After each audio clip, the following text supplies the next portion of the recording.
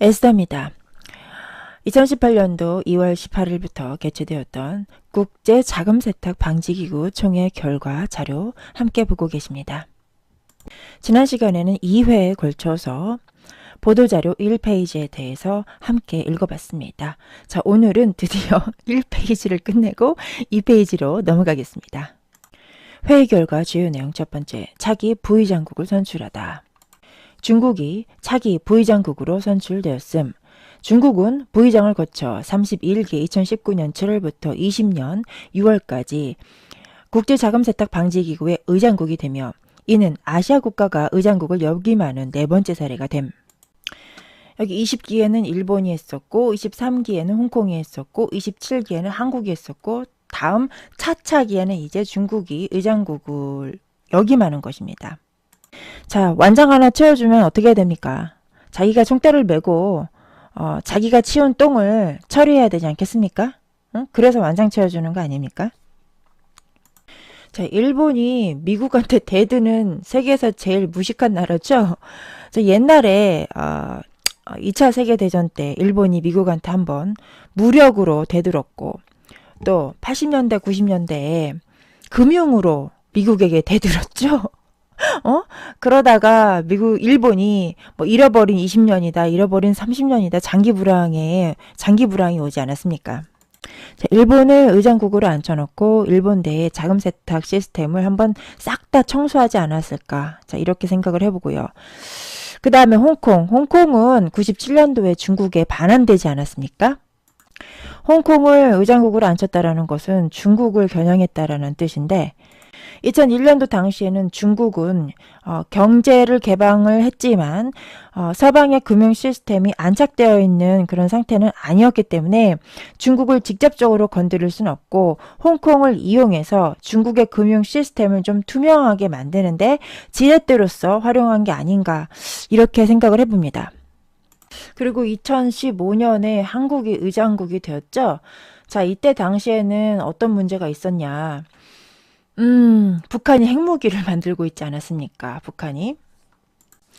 2005년 9월 19일에 9.19 공동성명을 발표하면서 북한은 모든 핵무기를 파기하고 NPT가 핵 확산 방지 조약 그리고 IAEA 국제원자력기구로 복귀한다라는 약속을 했지요. 그러면서 우리 이렇게 북한이 핵무기를 파기한다라는 이러한 조건을 내걸고 북한이 이때 엄청나게 많은 걸 뜯어갔습니다. 이 관련 국가들로부터. 북한이 우리가 핵무기 개발 안 하고 파기할 테니까 기름 내놔. 이래서 중유 제공, 기름 줬다고 합니다. 그 다음에 대북송정. 진짜 저는 이 자료 보고 막 진짜 소름이 끼쳤습니다. 북한이 우리 핵무기 파기할 테니까 전기도 내놔. 전기도 내놔. 자, 2005년도면 여러분 다 아시다시피 노무현 때입니다. 노무현 때. 그래서 이때 노무현이 이런 결정을 내렸고 이에 따라 한나라당에서는 엄청나게 비난을 했습니다. 30년간 19조 원의 비용에 달한다고 합니다. 이게 무상, 공짜로 대북송전을 해주는 것이. 한전에서 이렇게 북한으로 보내주는 전기인데 매년 20만 킬로와트. 이것은 북한의 신포 원자로 2기가 생산하는 분량이라고 합니다. 뿐만 아니라 대북 송전 말고도 경수로를 무상 제공했다. 2005년도 노무현 때.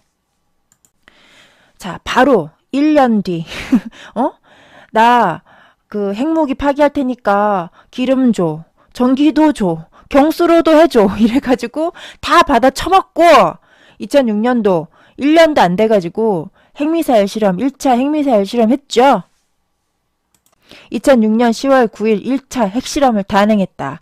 그러며 9.19 공동성명을 공식적으로 파기하였다. 자, 보시다시피 이렇게 2017년도 9월 4일까지 제6차 핵실험을 완료하였습니다. 거의 완성이라고 봐도 된다. 일반적으로 한 6차까지 핵실험을 하면 거의 완성이다라고 본다고 하더라고요. 이렇게 보시다시피 파키스탄은 6차례에 걸친 핵실험 후에 핵 보유국 선언을 했고요.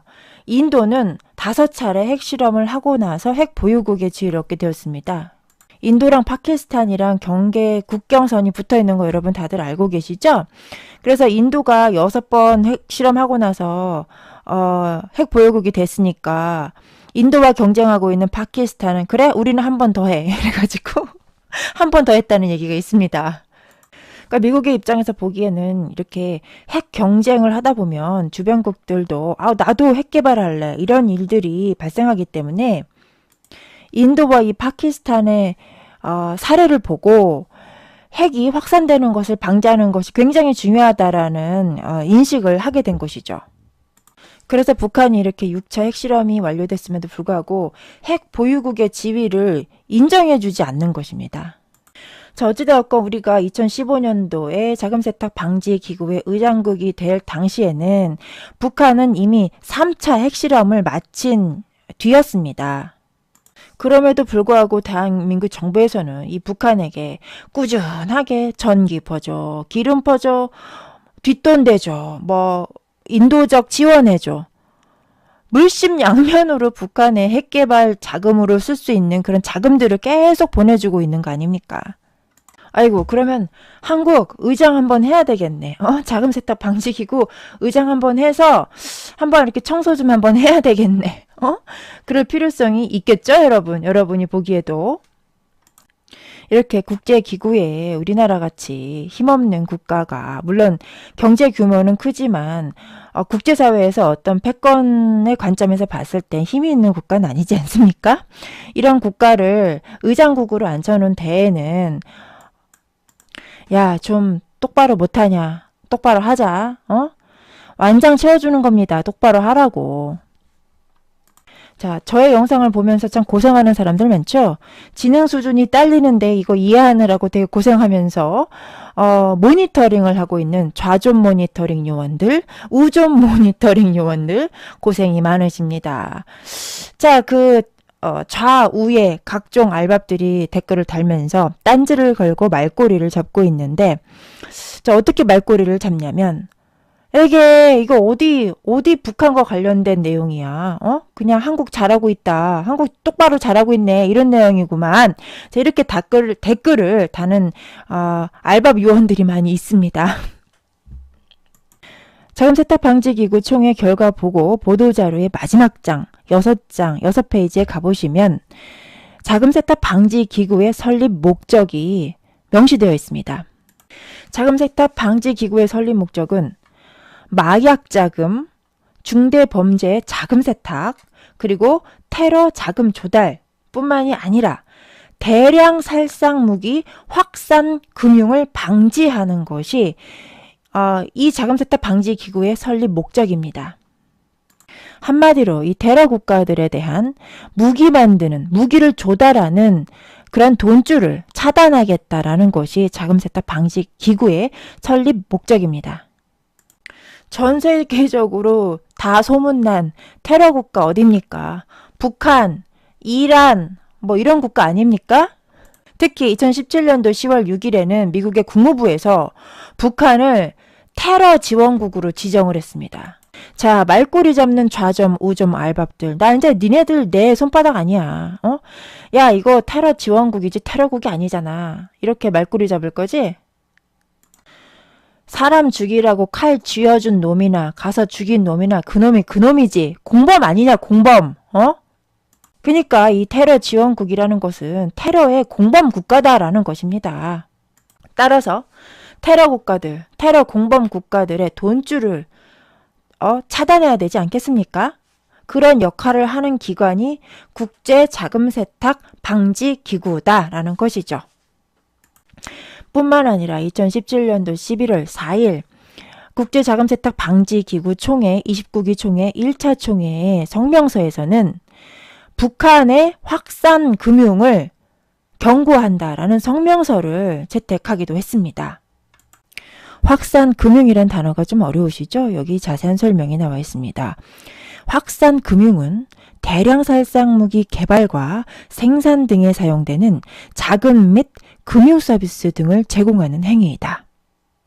이렇듯이 최근에 자금세탁 방지 기구의 총회에서 있었던 논의 주제는 북한의 확산 금융에 대한 경고이며 이것을 강력하게 제재하겠다라는 의지를 표명하고 있습니다. 자금세탁 방지 기구가 자금세탁, 테러자금 조달 금지 외에 확산 금융에 대한 별도의 성명서를 채택한 것은 아주 예외적인 경우로서 최근에 국제사회에 북한 핵실험에 대한 깊은 우려를 나타낸 것이라는 설명입니다. 2017년도 11월 자금세탁 방지기구 29기 1차 총회에서는 북한의 무기 개발을 위한 확산 금융을 차단하겠다라는 것이 주요한 논의 주제였고요. 2018년 2월 달에 있었던 29기 2차 자금세탁 방지기구 총회에서 또 가장 주요한 이슈로 다뤄졌던 문제는 가상통화를 활용한 자금 세탁을 했었던 한국 정부의 사례를 가지고 대응 조치 등을 구체화해서 매뉴얼을 만든 다음에 트레인이라는 교육을 통해서 각 국가들을 교육을 시키고 교육을 받았음에도 불구하고 제대로 자금세탁 방지 의무를 이행하지 않는 국가들에 대해서는 선별적으로 금융제재라는 조치를 취하겠다라는 것이 2차 총회의 논의 주제였습니다. 자, 따라서 자금세탁 방지 기구 제29기 2차 총회를 요약 정리를 해보면 다음과 같습니다. 북한의 대량 살상 무기 확산 금융을 차단하고 비트코인 자금 세탁을 한 한국 정부 사례를 통해 매뉴얼을 만들어서 각국에 보급하고 이행 결과를 확인한 뒤에 실적이 부진한 국가들은 금융 제재를 취하겠다라는 것입니다. 내가 진짜 이렇게까지 친절하게 요약을 해가지고 설명을 해줬음에도 불구하고 여전히 이해를 못하고 악플을 다는 우좀 자좀 알밥들, 모니터링 요원들 아직도 이해가 안 된다면 니들이 머리가 나쁜 거야. 니들이 머리가 나쁜 거라고. 그래서 문파 탈출 지능순, 친중 탈출 지능순, 반중은 지능순이다. 그래서 그런 얘기가 나오는 겁니다. 자, 펜앤마이크 홍준표 기자. 준표 동생 보고 있나? 응? 기자라면 이 정도 수준의 분석력은 있어야지. 듣보잡 일개 개인 유튜브 채널이 기사에 대해서 비판을 좀 했다고 거기에 모욕감을 느끼고 그러면 안 되지. 응? 니들이 하는 건 합리적인 의심이고 나 같은 듣보잡이 하는 일개 국민들이 지적하는 것은 음모론이다. 이렇게 매도를 해버리면 공산당이지 그건. 공산당들이나 하는 거야. 빨갱이들이나 하는 짓을 대한민국 우파 정통 우파 기자가 그렇게 행동해서 쓰나? 응? 오직 수령님 말만 진실이고 진리다. 이거 북한에서 하는 거잖아. 홍준표 기자. 네가 쓴 기자가 진실, 공정 보도에 어긋나면 어긋난다라고 이야기할 수 있는 게 우리 대한민국 독자들의 권리이고 국민들의 주권인데 네가 뭔데 나서서 나 기자인데 말이야 너 이런 헛소리 하지 마. 나 모욕감 느꼈어. 기분 나빠. 이렇게 하는 것은 넌 언론사 기자로서의 일반인에 대한 갑질이야. 언론 갑질. 응? 우리 펜앤마이크 홍준표 기자 저의 방송의 고정 게스트입니다. 오늘도 또 빠지지 않고 등장했습니다. 앞으로도 매 편에서 이 펜앤마이크 홍준표 기자 특별 게스트로 이렇게 등장시킬 예정입니다. 여러분. 공정 보도를 그렇게 좋아하면 객관적인 비판에 대해서도 쿨하게 수용할 수 있는 게 공정보도지. 지가 하는 말은 다 맞고 남의 하는 말은 다 음모론이다. 이렇게 하는 게 공정보도인가? 펜앤마이크 홍준표 기자와 그 홍준표 기자 뒤에 숨어서 홍준표 입을 통해서 이 개인 우파 채널의 입을 막으려고 했던 저런 그 정규재와 홍준표 기자의 언론 갑질. 저는 이거 그냥 좌시해서는 안 된다고 생각합니다. 응? 왜냐? 우리 우파가 거듭내야 되는데 저런 썩어있는 우파를 도려내지 않고서 그냥 간다? 한국 가망 없습니다. 그런 한국은 더 이상 가망 없습니다. 그냥 저기 북한 빨갱이 김정은 수령한테 죽나? 노예가 돼서 죽나? 저런 그 우파 썩은 보수 우파들에게 노예가 돼서 사나? 이래 죽나 저래 죽나 똑같습니다. 내가 뭐 저런 협박에 무서워서 말 못하고 그럴 거면 애초에 이런 방송 시작하지도 않았습니다. 제가 지금 오늘 페이지에 반도 못 읽었는데 지금 벌써 이야기가 이렇게 20분 가까운 시간이 되었습니다. 자, 한국이 의장국이 되었었던 거에 대해서 이야기를 하다가 여기까지 오게 되었는데요. 이러한 과거에 일본, 홍콩, 한국의 의장국을 역임했었던 사례들을 비추어 봤을 때 중국이 차차기에 의장국이 되는 것 또한 이러한 맥락에서 바라봐야 되지 않을까라는 제안을 드리고 싶은 것이고요. 현재 시점에서 비트코인 자금 세탁 관련된 문제를 이렇게 이슈화함에 있어서 중국이 빠질 수가 없는 상황입니다. 지금 중국이 세계 최대의 비트코인 채굴 국가이자 보유 국가이자 거래 국가 아니겠습니까? 중국이 의장국으로서 총회를 주도하는 시기에 우리 대한민국에 대한 자금 세탁 방지 기준 이행평가 결과가 총회에 회부되겠다라는 내용을 봤을 땐 제가 보기엔 그렇습니다. 중국 니들이 한국에다 쌓아놓은 똥들 있지? 자금 세탁 똥들 그거 니들이 좀 다 치워라. 이렇게 해석이 됩니다. 게다가 한국, 중국, 일본이 유사한 시기에 평가를 받으므로 상호 교류, 이해 및 협력을 강화하여 자금 세탁 방지의 엄격한 평가 과정에 대응해 나갈 필요가 있다. 한국과 중국과 일본이 이렇게 세트로 걸렸네? 이것을 보아 한국과 중국과 일본은 이 자금 세탁 문제에 있어서 굉장히 더럽게 얽혀 있다라는 사실을 또 알 수가 있습니다. 참 말은 아름답지요. 상호 교류 및 이해 및 협력을 강화해라. 결국은 뭡니까? 야, 니네 셋이서 청소 좀 깨끗이 좀 해.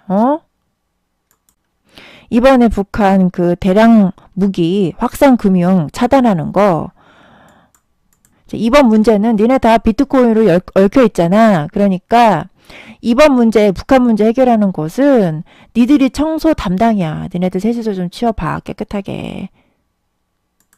한국, 중국, 일본이 이번에 합세해서 만든 작품이 뭡니까? 바로 촛불 집회 아닙니까? 촛불 집회.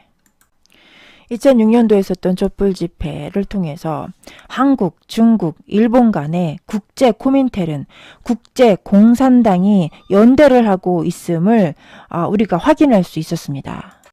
일본의 조총련, 그죠? 북한의 수령님, 김일성 수령님을 모시는 조총련이 있고 또 한국에 역시 아유 제가 더 이상 입 아프게 말 안 하겠습니다. 있죠? 저기 청와대도 있고 그 다음 중국은 지금 소련의 붕괴 이후 현대 최근에 공산주의의 종주국으로서 공산주의의 리더 국가로서 전 세계 공산 국가들의 물주 국가가 아닙니까? 이러한 배경 지식을 알고 계신다면 한중일이 유사한 시기에 평가를 받고 서로 니네 힘 모아서 자금 세탁 방지 노력을 이행을 하라라는 이 자금 세탁 방지 기구의 주문은 니네 촛불 집회 때 니네 셋이서 국제 코민텔은 연합해가지고 이 사단을 만들어냈구나. 이거를 국제사회에서도 다 알고 있구나. 또 이런 것을 또 확인해 볼 수 있는 것입니다. 자, 오늘도 참 한 장 넘기기가 이렇게 힘듭니다. 지금 한 페이지의 반을 지금 함께 읽었습니다. 제가 이제 여러분들의 댓글을 읽다 보면 정말 안타까운 것이 세상을 참 순진하게 바라본다. 이런 분들이 참 많으십니다. 댁들은 순진할지 몰라도 세상은 순진하지 않아요. 세상은 순진하게 당신을 바라보지 않습니다. 순수하게 바라보지 않습니다. 지금 이렇게 회의자료 이런 내용들을 보시면 굉장히 표현이 아름답지 않습니까? 굉장히 아름답죠. 특히 한중일 협력을 해서 상호 교류 및 이해 이거 굉장히 지금 말이 아름답지 않습니까? 여러분? 원래 회의 자료는 이렇게 쓰는 겁니다. 아름답게. 이 자료 보고 이게 어디 그 증거 자료가 될 수 있냐 이렇게 우기시는 분들 계시죠? 평생 그렇게 순진하게 사십시오. 순진하게 사세요. 말리지 않겠습니다. 그러나 제가 드리고 싶은 말씀은 세상은 당신을 순진하게 바라보지 않는다. 순수하게 바라보지 않는다. 자, 이 말씀 제가 꼭 드리고 싶습니다. 자, 오늘 방송은 여기서 마치겠습니다. 다음 편도 기대해 주세요.